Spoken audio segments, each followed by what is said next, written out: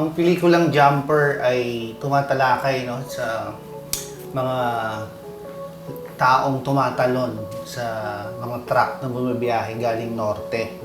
At ang mga truck na ito yung mga nagdadala ng mga goods going to iba't ibang malalaking syudad.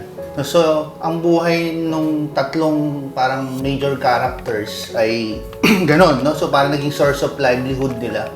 So, ganon ka-basic lang yung kwento.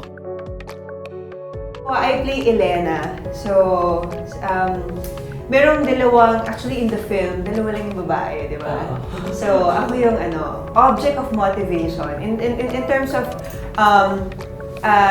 para kay Tinoy, parang ako yung naging rason kung bakit yung pag-change ng careers, naging jumpers, tumatalon sila sa mga ako yung reason kung bakit tinuloy niya yon or kumbaga pinangatawanan niya yung ginagawa niya.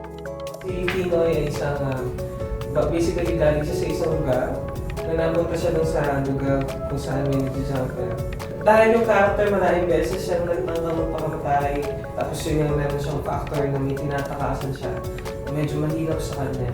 So yung pag-build up ng emotion siguro yung pinakamahirap. At saka yung changes din ng character kasi nagkaroon ng changes sa character.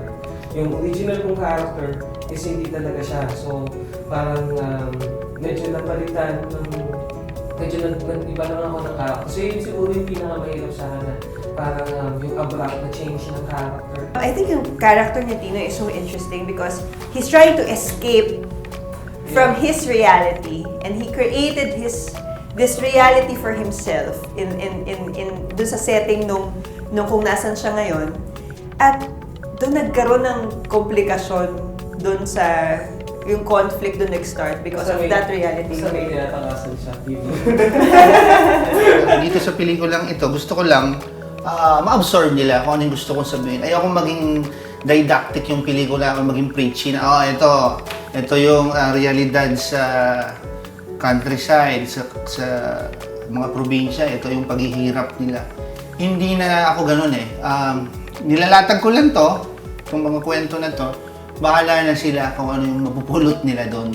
So, gusto ko lang mangyari, mapanood nila, siyempre, at sino bang hindi naghahangad na mapanood to ng marami. So, yun lang yun. Ganito na lang. Tawagin nyo mamaya yung mga jumper na yan. Gusto ko sila makausap.